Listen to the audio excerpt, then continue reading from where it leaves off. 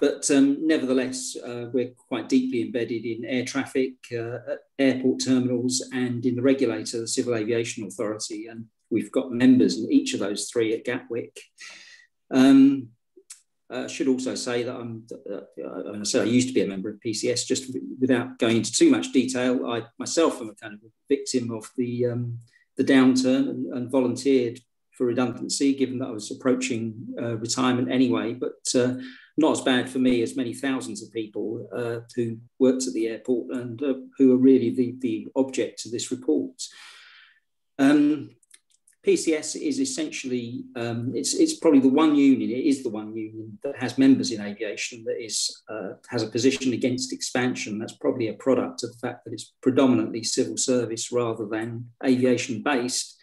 But nevertheless, we took that position in the knowledge that it meant a very difficult job of reconciling jobs and the environment, our feeling about airport expansion, the impact on climate change, on noise and on air quality, really forcing us to take a kind of moral position on Heathrow and Gatwick, additional runways and expansion generally. Even though we also have members in aviation, myself included. The thing being that for members in aviation, we felt that we needed to do them justice by actually having some sort of coherent explanation of how we could take that position and also be defending their jobs.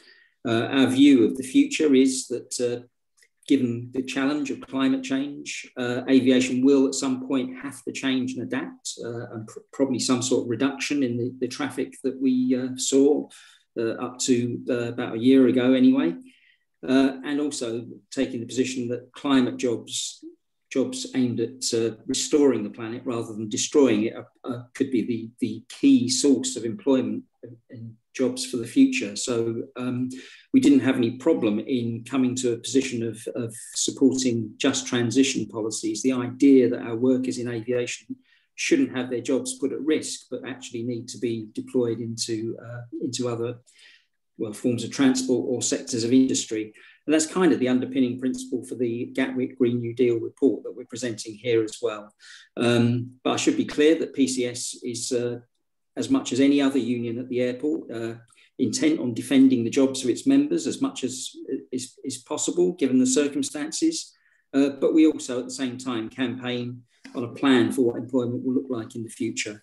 Of course, the specific circumstances of 2020 and the pandemic has brought forward these issues and the need for action in a dramatic way. The crisis of jobs, which we expected to unfold over the coming years and decades, have actually been compressed into weeks and months, brought us to this point. Thousands of our members, or thousands of workers at Gatwick and elsewhere have lost their jobs. Probably many more to follow, given that the recovery to 2019 levels is estimated to be some 2 to 5 years away, even if that was what we actually wanted to do, was to get back to those levels. So we have many skilled workers who are out of work at a time when we desperately need them. There's a need for available and skilled labour in health and social care, education, public transport, many other areas. As far as Gatwick is concerned, because of people like Jonathan, the Greenhouse think tank, Gatwick, the UK Green New Deal organisation, concerns centred on the Gatwick area, both in terms of the local dependency on the airport to provide employment and the need for workers in other sectors. If there was no pandemic, if it had never happened, we might have been highlighting these kind of issues anyway. But the crisis has given it an immediacy and an urgency, with thousands out of work right now. So the report is constructed around a very simple principle, basically to utilise the available labour to provide the services needed. And what I'll do is I'll go to, I think I'm sharing the screen at the moment, I hope. If this doesn't come out, just shout if you're still seeing me. Look at a couple of slides. Can you see that one? I can see your name. I can't see the slide. Okay, I've obviously missed the button somewhere. And share content. I can't remember I can never remember how to do this actually.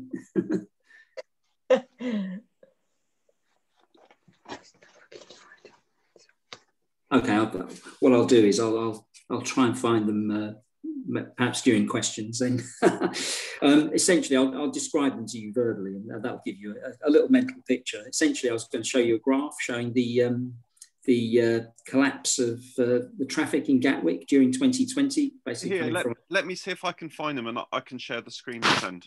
Okay, yeah. Okay, so.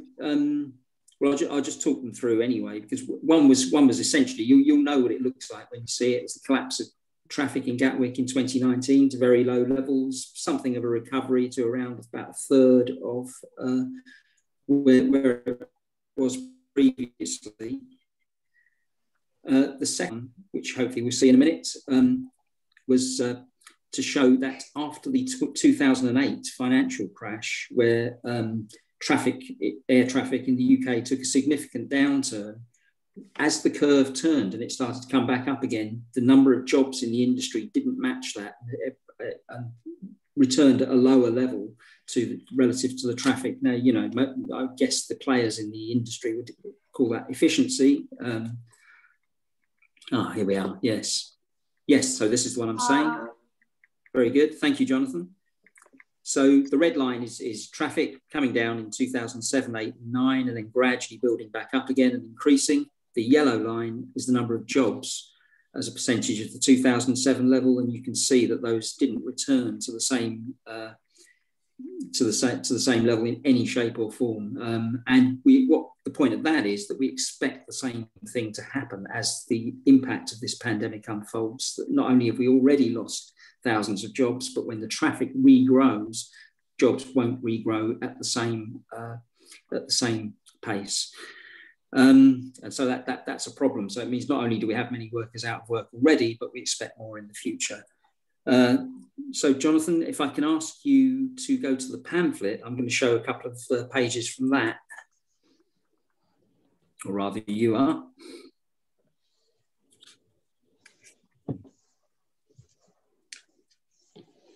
Okay, so if we go down, this is the summary version of the report effectively, but if we go down to, I think, page 3 initially. Yeah, and really on this page, I'm just highlighting. Oh, sorry. Just highlighting the large text there, saying the outcome of a survey saying 30% of Brits plan to fly less after the pandemic. So again, that's kind of reinforcing the length of time likely to come for traffic to come back. And again, not only will the traffic take longer to come back, but the jobs won't match it. So you've got a double impact there on workers in Gatwick. If you go to the next page, Jonathan. In fact, these are double pages, so it'll probably just be the next one. Yeah, that's all I need really. So essentially, the report centres around some research done by our colleagues looking into the need for quality jobs in the regions around Gatwick. We found our kind of headline figure is that there are 16,000 jobs that could be created as part of, in two segments really. One is about the transition to zero carbon emissions, and the other is to provide social care and other public services. On the right-hand side, you see in slightly more detail, sector by sector, what that actually comprises. You see that a lot of it is in renewable energy, in terms of transition, and long-term in things like transport, reuse and recycling, and building. So, of course, at the bottom there, we've got care, which does actually encompass a number of things and has the largest number of potential jobs in it. And as a headline, we're saying that over a 10-year period, 16,100 jobs we'd identified as being potentially created, and 28,000 in the long term. Now, the point about this, thanks, Jonathan, we can leave that up if you like, if people want to have a look. So for us, this is a concrete example of just transition in practice. So we've talked a lot about it over the last few years as an abstract concept, but this is the first time anyone's done the research into what it could actually mean in practice, given a finite bounded area, i.e. that around Gatwick, and in particular with being important with the dependency on the airport for much employment at the moment. What we're trying to do, and this meeting is part of that, is build engagement with unions, with local authorities and with communities to actually talk about these things and try to get them into plans for implementation and basically try and make it a reality. Equally, it's also a template on which other local plans could be built. We've had interest from Leeds Bradford Airport, the area around Leeds Bradford Airport, I should say, and the campaigners there, and also those around Heathrow, gathered around the third runway campaign. So that in effect is the basic idea. I think it's quite a simple idea. It's quite a simple idea, really. But there's some research underlying those figures, which has been done, and we're kind of pleased that it's a positive story to tell and try and get people to support. Yeah, I think unless Jonathan wants to add anything, I think it's fairly clear. So we could go to questions and discussion, Sally, if that's okay.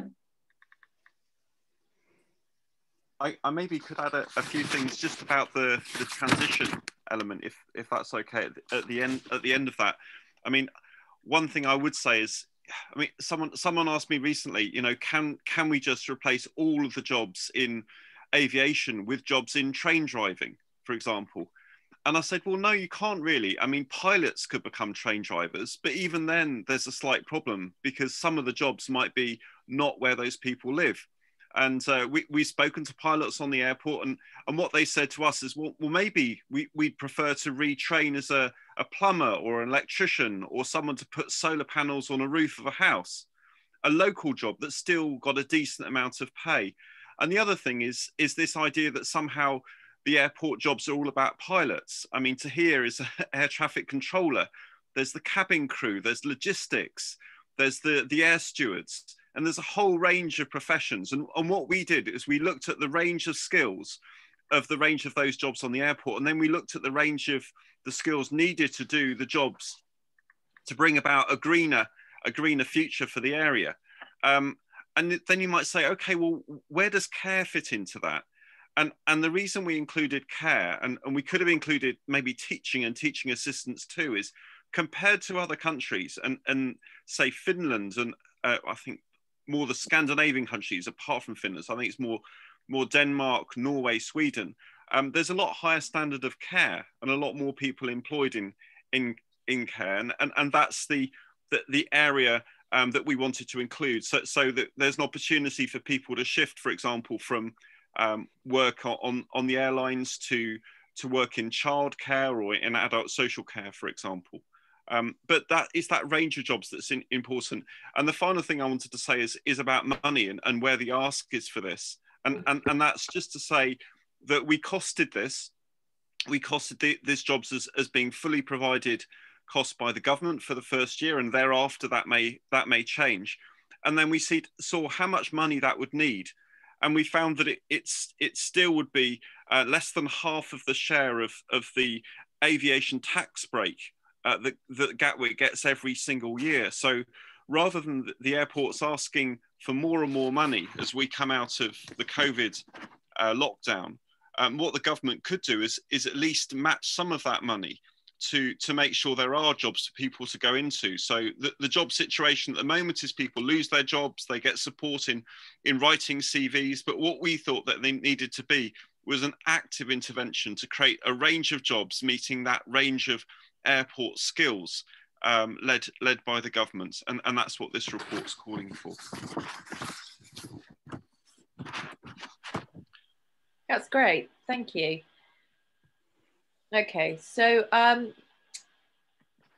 let me just okay, so would anyone like to ask a question? Do you all have electronic hands that you could raise?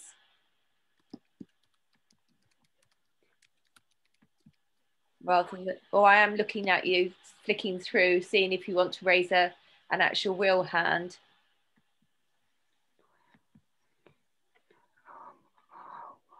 Ian, I can see your hand waving at me. And then Nick, okay. So Ian, do you want to go first? Okay. Yeah, I mean, very interesting presentation. I think very interesting area indeed.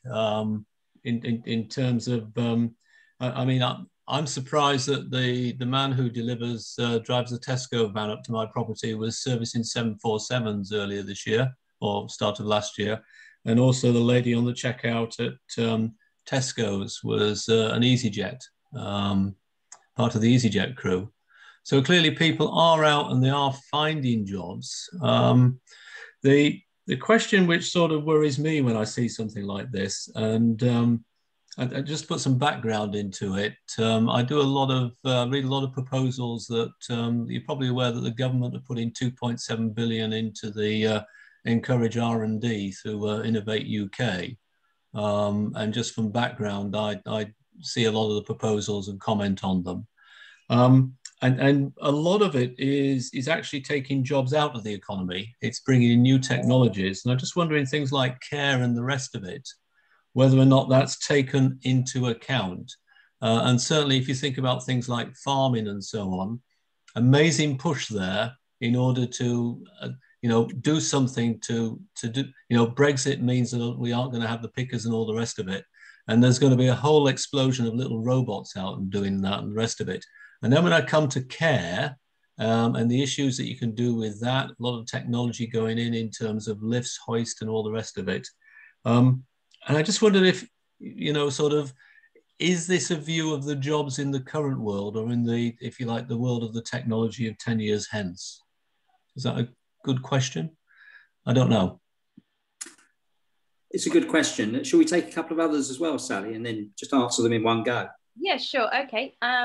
So we had Nick from Newdigate next, and then we've got Malcolm from Rusper after that. So Nick. Yes, I think my comment is that before the airport grew substantially, Gatwick was a very high technology and manufacturing town. That seems to have totally died. And so go around all the Manor Royal area, all I find now is car service places and other office places. There doesn't seem to be anything in the proposal just now which really encouraging trying to find manufacturing in some form or other. I take the point about R&D, you'll get that working, but Gatwick was a very, very busy, lively manufacturing town going back 25, 30 years. Nothing much of what you've been saying is really saying that was a lot of effort going into that.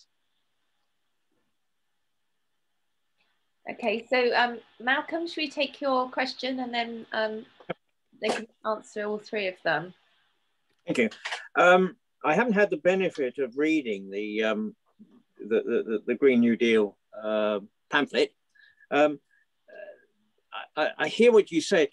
Does it? To what extent does it envisage either Gatwick not expanding, or staying as it is, or contracting, or what? How does that fit in to your views on Gatwick itself? Okay, I don't have any more raised hands, so perhaps you'd like to. Oh, Jim, I'm so sorry. Just saw you waving at me. Do you want us to start with those three and then? Okay, all right, Jim. Wait a minute. We're going to do these three questions first. Okay, Jonathan. If I maybe kick off with the jobs and the expansion question, I think is slightly different. So firstly about automation and about what happens in 10 years' time. What we've done is an estimate of jobs that are needed now rather than in 10 years' time. So it's if we were to shift to zero carbon, then there's an effort, for example, to retrofit all the homes. That's really difficult to automate because you've got to go to every house and every house is different. If you increase recycling rates, what happens is for every job that you lose in landfill or in disposing of waste, you get 10 times as many jobs in reuse and recycling. And that's the collection, that's the separation of the waste, the extra jobs doing the collection of the waste. It's not the manufacturing. And then if you look at transport, there's extra jobs in public transport, as we shift to a higher public transport, as we move to a more sustainable transport system, that there will be some jobs lost. We've estimated job losses in incineration, in landfill. We've looked at job losses in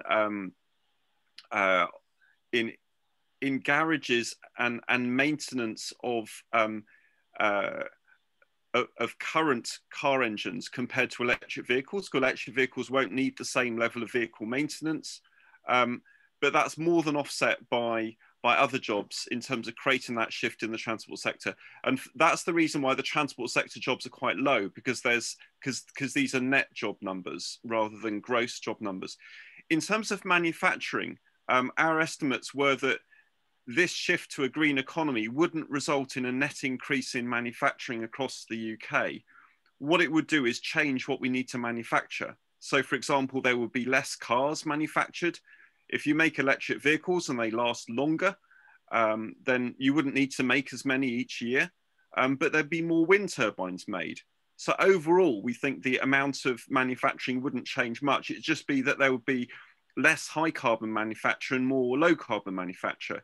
And then in terms of the reuse and recycling, that wouldn't increase the amount of jobs making things with those reused and recycled materials. That they would displace different materials into that manufacturing sector. So the choice of manufacturing jobs was slightly different. Manufacturing jobs, you can pretty much position where you want in the economy and choose where the investment should take place within to a degree. I mean, I've just worked on a project looking at the potential for these sort of jobs across Cumbria.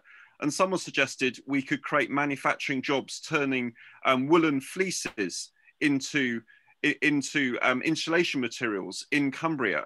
And I looked into it and it was like, well, the current UK market for turning sheep into fleeces required one production line, 3 or 4 shifts a week. And the current places where that production line exists is in Bradford or Leeds. So although there might be jobs using that material, retrofitting the homes in Cumbria, there wouldn't necessarily be the manufacturing jobs, because that needs a different skill set. And we were looking at the skill sets at the airport, and then we were looking at the sort of jobs which would need to happen everywhere across the UK if we were going to shift to zero carbon. And then how many of those jobs would exist in the Gatwick area. So yes, there would be manufacturing jobs, but no, we didn't analyse that at all, because I think the position of manufacturing and whether you want to bring manufacturing back to Crawley is I think another and a separate discussion. I'm going to hand back to Tahir, if I may, for the airport related question. Yeah, thanks, Jonathan. I think the thing on expansion or contraction of Gatwick, that's a really interesting question, actually. There's no simple answer to it, because I think at one level we're kind of saying, you know, as for those of us who are kind of environmental activists, if you like, there's a kind of simple equation, isn't there, that you need less planes churning out carbon emissions all the time, and that's kind of the end of the story. But of course, you can reduce, but what about the aviation industry that you have left? If you reduce the number of flights by half, what are the other half going to look like? And of course, there are technological developments that are going on to try and deal with that. Now, for the most part, we, and I think justifiably, often point to the industry itself using those developments to kind of justify continuing with business as usual. And I'm not, you know, that's kind of not really on the agenda, because most of those developments are going to be some decades away and well after the carbon targets in terms of the Paris Agreement and things like that. But there are uses. There are kind of limited amounts of, for example, electric flight and using hydrogen and so on. But only limited uses. It's certainly not the kind of like-for-like replacement of current aviation, or 2019 aviation, maybe I should say, that is sometimes portrayed.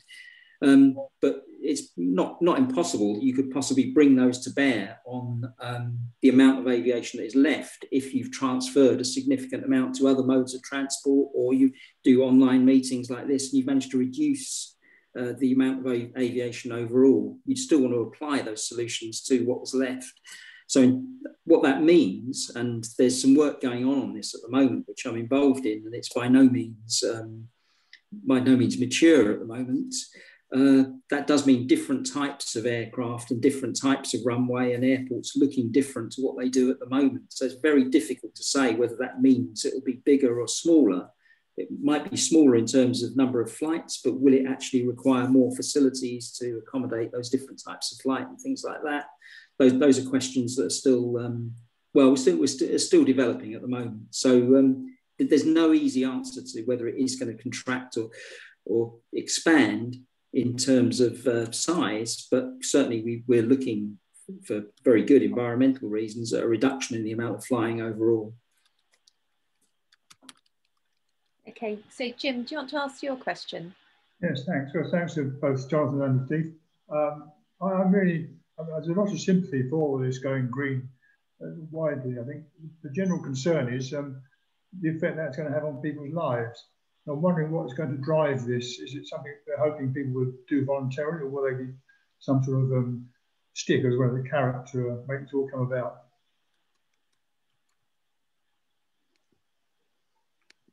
Does that make sense? It makes sense. Are there any others, Sally? I can't see any other questions. If you don't have an electronic hand, wave at me. But no, I can't see any more questions at the moment. Okay, if I say first and then Jonathan can pitch in as well.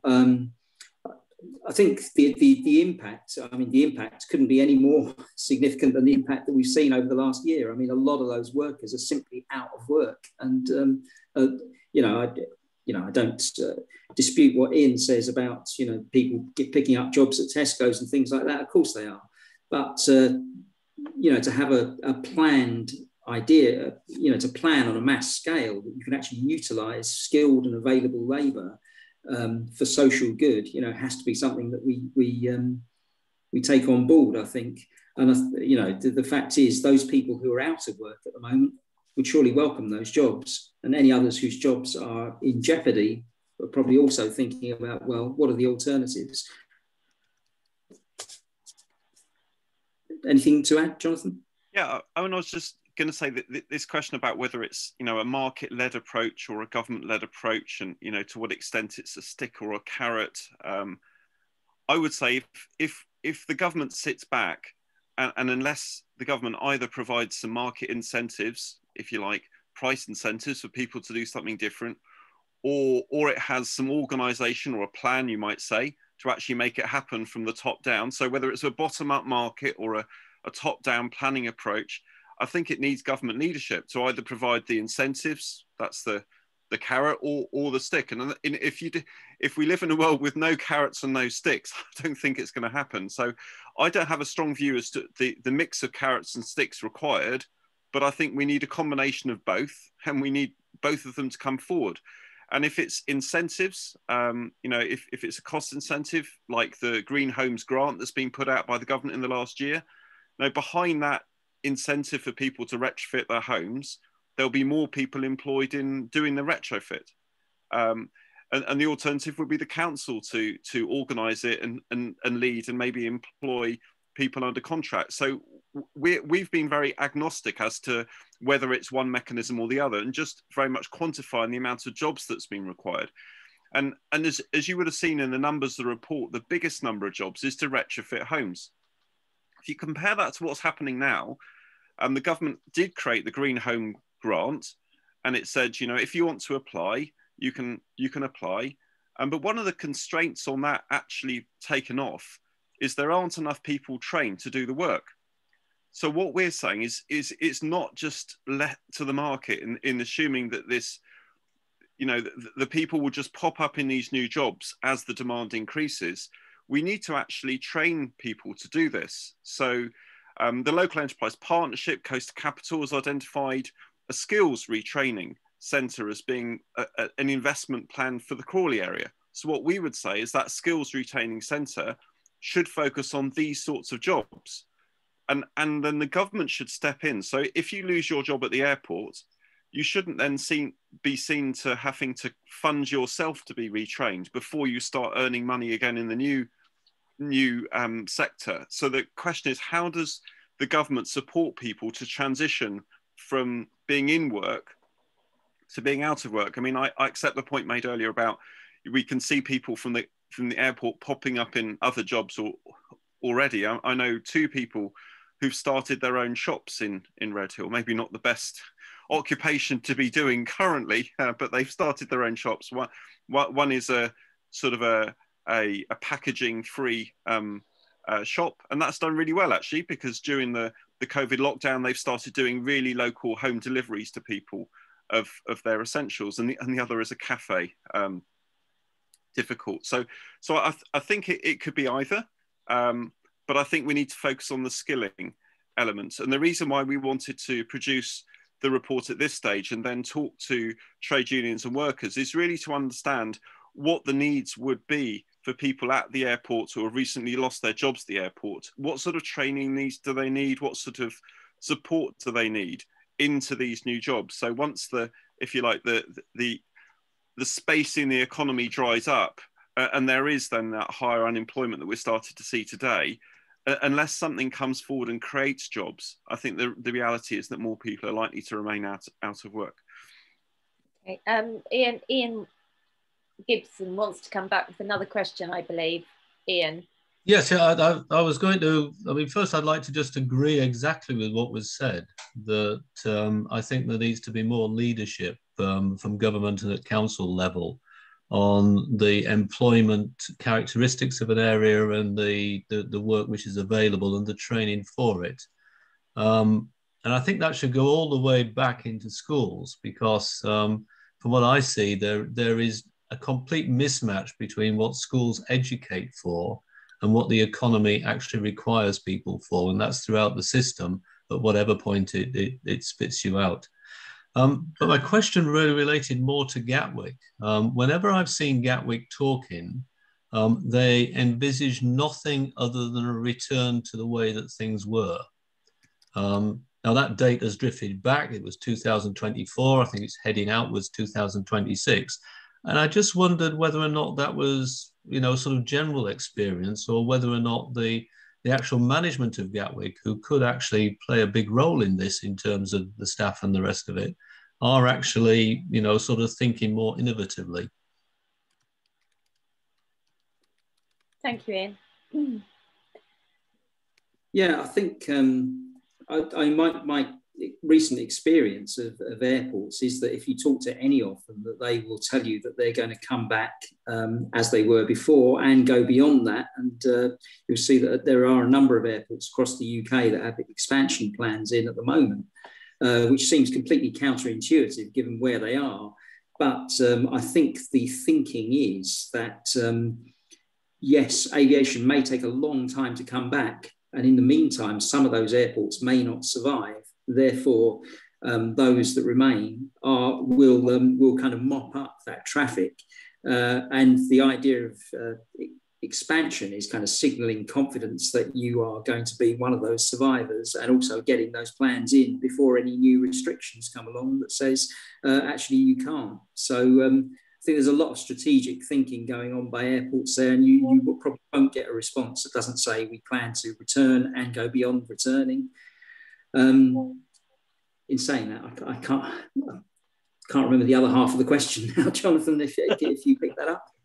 I was just going to add on, in terms of the COVID, I think it's fair to say that I don't think it's going to be exactly as it was before. After COVID, there will be some changes, and some changes will stick. And the research that we've done showed that after the 2008 crisis, aviation didn't come back the same, it came back differently. So it'd be fair to expect, however long the delay is not likely to be identical to what it is now. And there's likely to be less jobs. But you could probably say the same for the high street. The high street might not come back the same. There might be less employment in the high street. We've seen some job losses there already.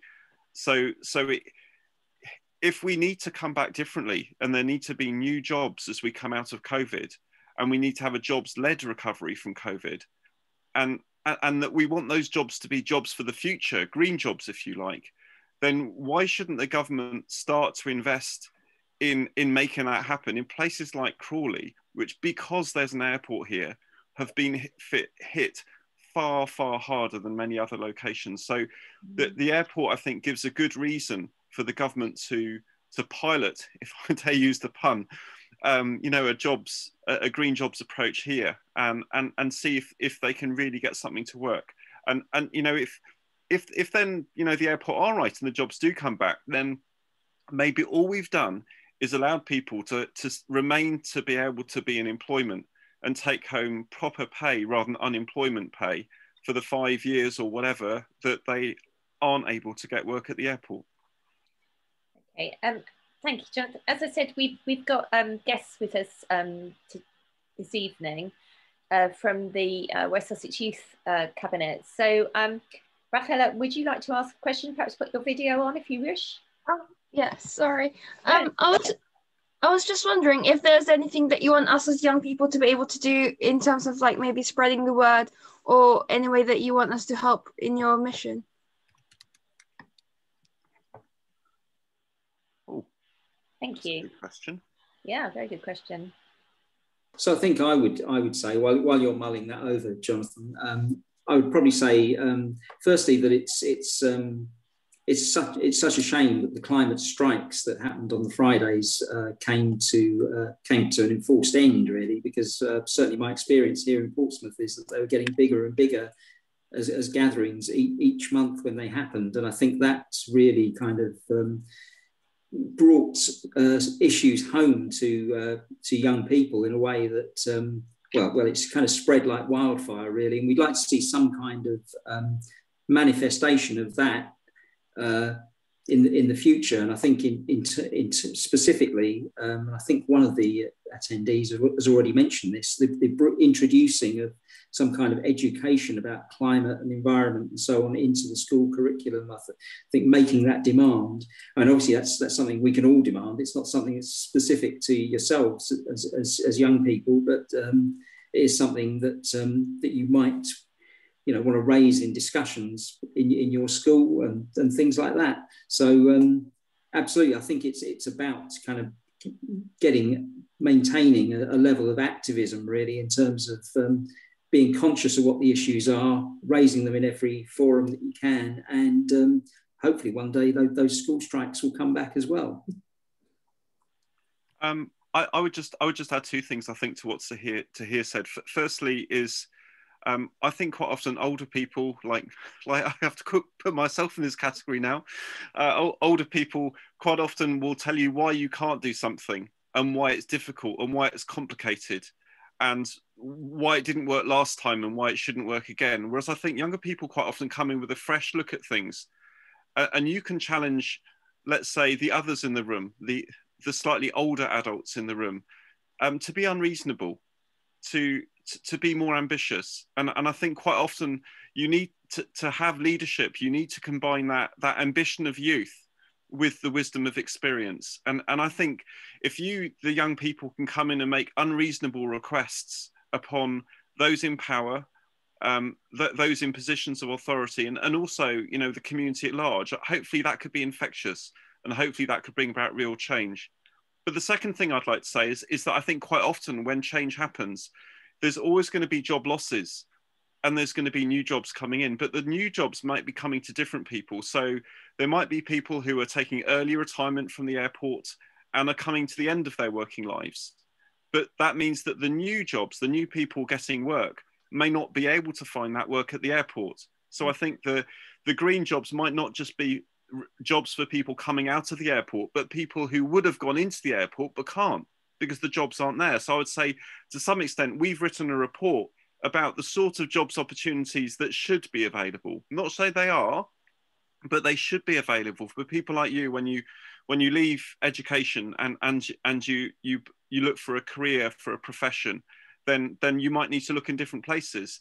But what we need to do is make the leap that Ian, I think, was talking about, which is to make the education link to the opportunities, but also we need to have the ambition that links the opportunities to the future we want to bring about. Okay, so I can't see more questions, but I was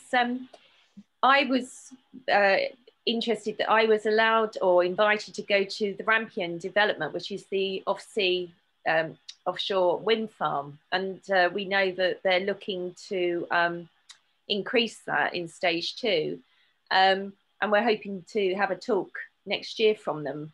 But one of the things that I found really interesting was that it created a whole new scope of engineering jobs for youngsters in that area. Is that what you would like to see long term? Is apprenticeships not for necessary engineering at Gatwick Airport, but engineering in green industries? Perhaps that's the manufacturing side that Nick was sort of looking to. I would hope so, but I would think the way to generate the manufacturing jobs is to create the need for that manufacturing in the first place. So that the clever jobs to remanufacture things out of recycled materials is going to be brought about by better recycling of those materials. The demand for more products to allow us to retrofit, let's say, every school across Surrey and Sussex as a starting point, even before we start talking about houses, perhaps. And that would maybe link to the education. What materials are we going to use? Where are they made? So I think some of the manufacturing, whether it's wind turbines, insulation materials, new sort of transportation solutions, are going to come about by having those choices on the ground. So you could say what we've written a report about is what the new foundational economy it should be for the local area. Not disputing that it might at least be substantially aviation going forward, but rather than Crawley being almost like a one employer town, it could be a many employer town. So we could have a more diverse, that would be a more resilient place. So that maybe that would mean that the employment options are much wider as well as different. Oh, Ian, you've got your hand up. I'll go on forever unless you shut me up. So okay, so we've probably got a few more minutes, and I'll just check that there's no other hands gone up. You ask your question. Okay, your comment about a one industry town. Have you done any looks at? That is a key thing that obviously has hit the coal industry in the past, and the way that they've recovered, the way that they have come back in many instances greener and so on. And I think Ellesmere Port is the big one this week, isn't it, as to whether that's going to go with the batteries and the rest of it. So I just wondered, have you actually done the sort of studies as to how they moved away? Because I think it was a lot of small, it went small, didn't it? It went into a lot of SMEs. I would say yes and no. The work I've done over the last 3 or 4 years is mostly looking at what's needed to happen rather than what's happened in the past. There's been some critique that I've seen in terms of the coal mining areas as simply the jobs went away, but there wasn't really the efforts made to create enough jobs and enough new industries in those places, which has led to intergenerational unemployment in some places where there used to be manufacturing in the UK, where there used to be coal mining and so on. And I think what that's led to is locations where there are a huge concentration of jobs in one place leads to quite a defensive approach where people want to protect what's there, and they feel, that are we really going to get anything different? Are these promises ever going to be realised? And I'm also, apart from this, looking at steel and about how do we shift from blast furnace maybe to more electric arc furnace, using the scrap steel. We export as much scrap steel from the UK as we import materials to make new steel from scratch. But the challenge, though, is if you make the steel in the new way, you reduce the jobs in the steel sector. So we would need to shift that employment to other sectors. So this same sort of model applies when you look at steel making, when you look at coal mining, when you look at aviation. The idea that we have huge numbers of people concentrated in one place. And I do agree with you that it will be SMEs, not only because there will be more variety, but also because new jobs and new opportunities often start with small firms that grow rather than with a new giant suddenly existing in the same place. Okay, so I think, Rafaela, did you want to come back? Yeah, sorry. Just as a way to promote it, I think in April, the West Sussex Youth Cabinet is in fact holding a series of 3 different webinars surrounding environment and how we can help it. So I just wondered if anyone would like to come and hopefully maybe join us or come and watch. So if you do, please email Kaz if you're interested at all So hopefully some of you will want to do it. Thank you. Thank you very much. Please join. It will be great. Yeah. Thank you very much. That's very kind of you to invite us, and I'll circulate Kaz's email address with the minutes from the meeting today. That's great. Okay. Thank you very much. Pleasure. So I can't see any more hands.